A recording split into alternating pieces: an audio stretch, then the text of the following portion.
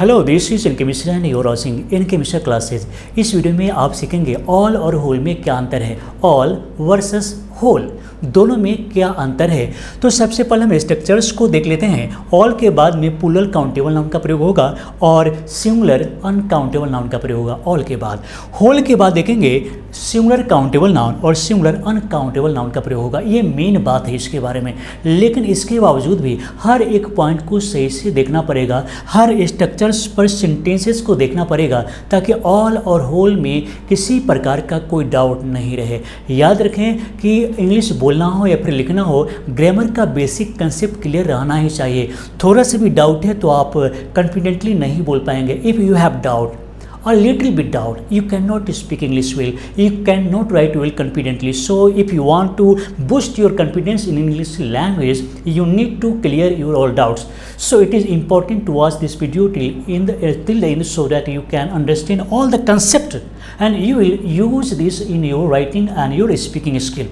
So let's start and शुरू करते हैं। लेकिन आगे बढ़ने से पहले आप इस वीडियो को लाइक कर लीजिए और पहली बार इस चैनल पर आए हैं तो इस चैनल को सब्सक्राइब कर लीजिए और बेल आइकन जरूर दबाइए। तो चलिए शुरू करते हैं। लेकिन प्रीवियस वीडियो में मैंने आपसे कुछ क्वेश्चन किया था, ऐसा क्वेश्चन जो कई लोगों ने तो गलत भी कर दिया उससे आंसर बताने में। तो पहले हम उसे देख लेते हैं। आपसे क्वेश्चन मैंने किया था कि मुझे 10 मिनट और चाहिए, मुझे 10 मिनट और चाहिए। अब इसे इंग्लिश में कैसे बोलेंगे? जो हमारे पिछले वीडियो को देखे होंगे उन्हें तो बिल्कुल याद होगा, लेकिन आपने कई मिस्टेक्स भी किया था, उसे देख लीजिए। जैसे मुझे 10 मिनट और चाहिए, इसे कैसे बोलेंगे? आपको करना क्या है कि चाहिए रिक्वायरमेंट की बात हो रही है, सजेशन की बात नहीं हो रही। कुछ लोगों ने शुड का प्रयोग कर दिया, सजेशन लेना देना नहीं है, यहाँ पर ज़रूरत की बात हो रही है। तो हम क्या करेंगे? हम नीड का प्रयोग कर देंगे।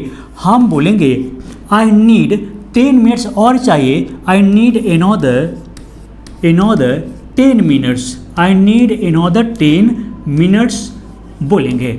और दूसरा तरीका भी ये है कि आप यहाँ पर देखेंगे, हम चाहे तो नीड के जगह पर वांट का प्रयोग कर सकते हैं, हम चाहे तो इसके जगह पर रिक्वायर का यूज कर सकते हैं। मतलब एक सेंटेंस को कई तरीके से हम एक्सप्रेस कर सकते हैं, लेकिन ज़रूरत ये समझना है कि यहाँ पर रिक्वायरमेंट का बोध हो रहा है न कि सजेशन का, तो फिर यहाँ पर सूट गलत हो जाएगा। इसलिए जब भी हम हमारे पूछे गए सवाल का जवाब दें तो थोड़ा सा सोचें और उस पर दिमाग लगाएं। तो चलिए शुरू करते हैं।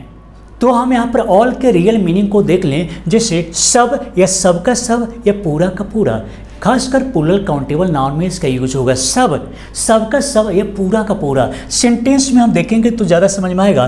पहले स्ट्रक्चर को देखते हैं। ऑल के बाद में पॉजेसिव एडजेक्टिव का प्रयोग करेंगे, उसके बाद प्लूरल काउंटेबल नाउन। जैसे आप ऐसा नहीं कर सकते कि माई ऑल ब्रदर्स, ऐसा नहीं, बल्कि ऑल माई ब्रदर्स। याद रखें, और याद रखें आप, क्योंकि ऑल माई ब्रदर्स नहीं होगा।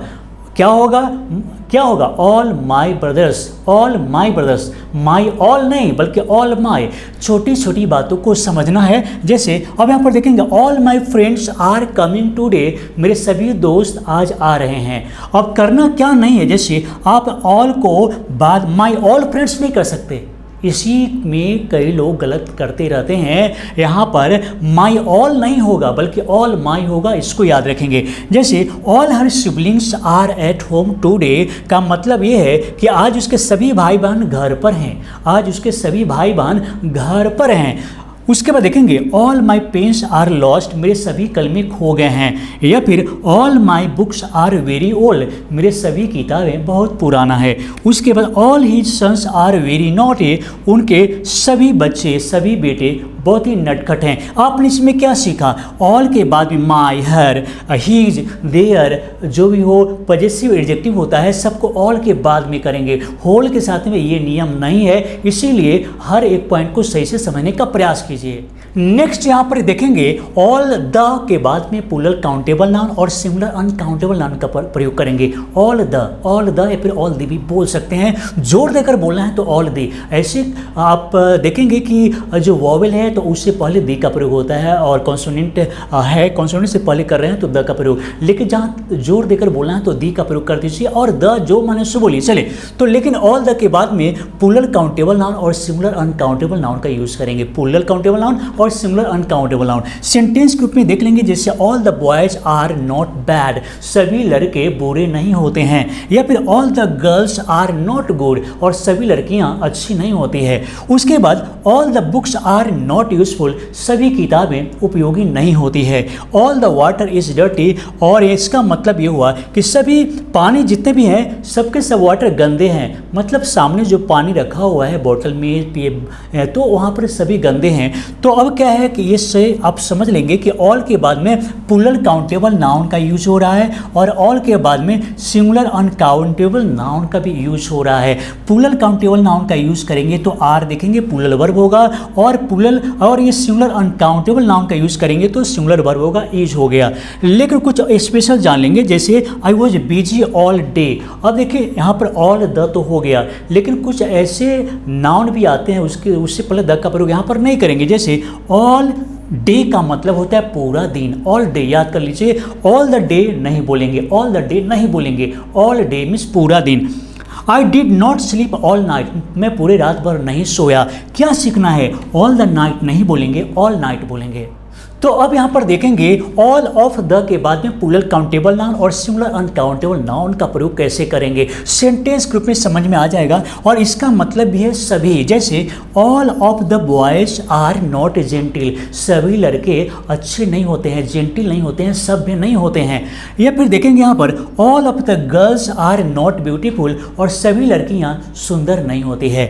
उसके बाद all of the water is not dirty, सभी पानी गंदा नहीं है। मान लीजिए पानी बोतल में है, हम बोल रहे हैं कि all of the water is not dirty, सभी पानी गंदे नहीं है, मतलब बोतल में कई बोतल रखा हुआ है और हम बोल रहे हैं कि सभी पानी गंदा नहीं है। उसके बाद all of the students are not obedient, और सभी स्टूडेंट्स आज्ञाकारी नहीं होते हैं। तो ऑल ऑफ द के बाद में प्लूरल काउंटेबल नाउन का प्रयोग हो जाएगा, सिंगुलर अनकाउंटेबल नाउन का यूज हो जाएगा, और वर्ब तो उसी के अनुसार। अगर वाटर है यहाँ पर अनकाउंटेबल नाउन है सिंगुलर में, तो फिर हम यहाँ पर इज का प्रयोग करेंगे, और प्लूरल सब्जेक्ट यहाँ पर सब्जेक्ट है स्टूडेंट्स लिखा हुआ है तो हम आर का प्रयोग करेंगे।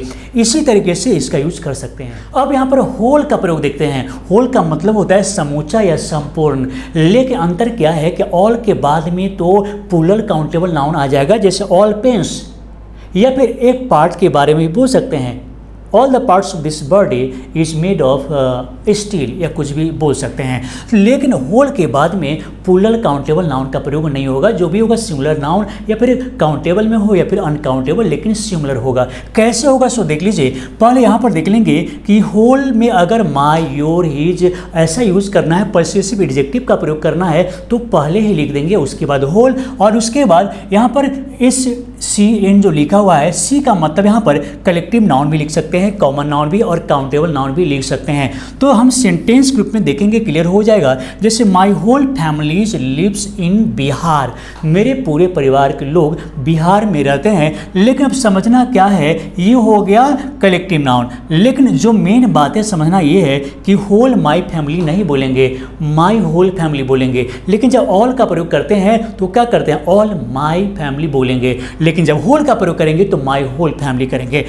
उसके बाद देखते हैं ऑल माई फैमिली। अब यहाँ पर वही समझाने के लिए लिखे हैं कि all my family lives in Bihar. जब ऑल का प्रयोग करेंगे तो माई से पहले आ जाएगा पॉसेसिव, जो पॉसेसिव एडजेक्टिव है उससे पहले होगा, और होल का प्रयोग करेंगे तो पॉसेसिव एडजेक्टिव के बाद में होगा। ये छोटी छोटी ट्रिक को समझना है।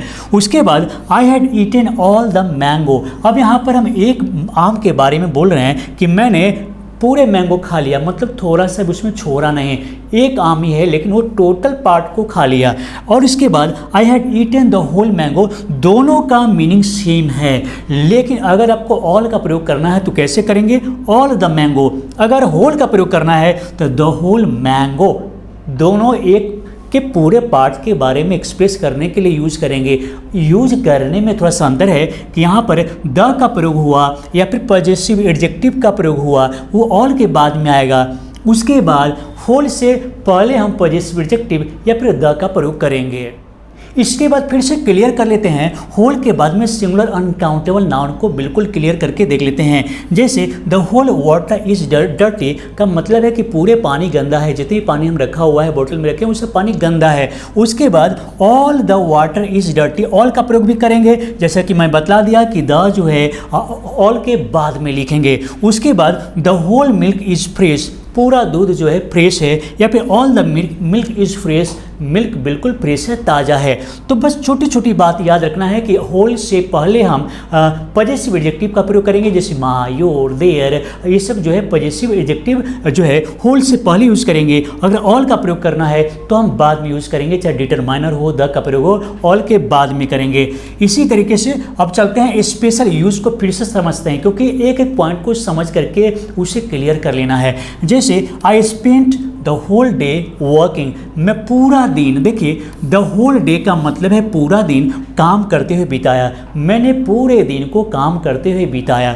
दूसरा तरीका से बोल सकते हैं का स्पेंट ऑल डे वर्किंग का मतलब है कि मैं पूरे दिन काम करते हुए बिताया। ऑल द डे यहाँ पर नहीं लिखेंगे, ऑल द डे अगर लिखते हैं तो गलत हो जाएगा, इसलिए ऑल डे का यूज़ करेंगे। अब यहाँ पर समझना जरूरी है, ऑल इज वेल, ऑल से एवरीथिंग का भी बोध होता है, सिचुएशन परिस्थिति का भी बोध होता है। ऑल इज वेल का मतलब है सब कुछ ठीक ठाक है, ऑल इज वेल परिस्थिति के बारे में बोल रहे हैं कि सब कुछ ठीक ठाक चल रहा है, सब कुछ ठीक है।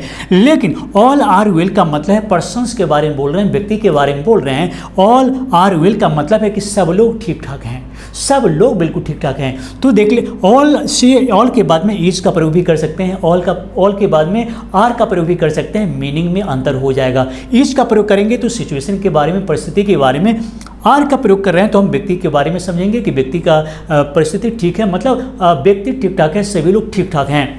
उसके बाद फिर हम देखेंगे यहाँ पर टुडेज क्वेश्चन, घर पर सभी लोग ठीक ठाक हैं। आज का सवाल है घर पर सभी लोग ठीक ठाक हैं। अब इसमें आप क्या यूज़ करेंगे, कैसे इंग्लिश में बोलेंगे, हमें ये देखना है। घर पर सभी लोग ठीक ठाक हैं, यानी कि घर पर सभी लोग ठीक हैं, तो ऑल का प्रयोग कैसे करना है और कैसे करना है, घर पर। इसके लिए फिर क्या लिखेंगे, आसान भी है, लेकिन देखते हैं कि आप सभी इसे किस तरीके से लिख पाते हैं, कितना सही होता है। जब भी कोई सवाल पूछते हैं तो उसका जवाब दे करके आप ये सिद्ध कीजिए कि आप हमारे वीडियो से सीख रहे हैं और आप रेगुलर क्लास कर रहे हैं, ये भी उससे बोध होता है, वो हम ये भी समझते हैं कि आप रेगुलर क्लास कर रहे हैं। तो जरूरी है कि आप आंसर जरूर दीजिए। तो चलिए दोस्तों, इस वीडियो को देखने के लिए, लाइक करने के लिए और शेयर करने के लिए आप सभी को बहुत बहुत धन्यवाद।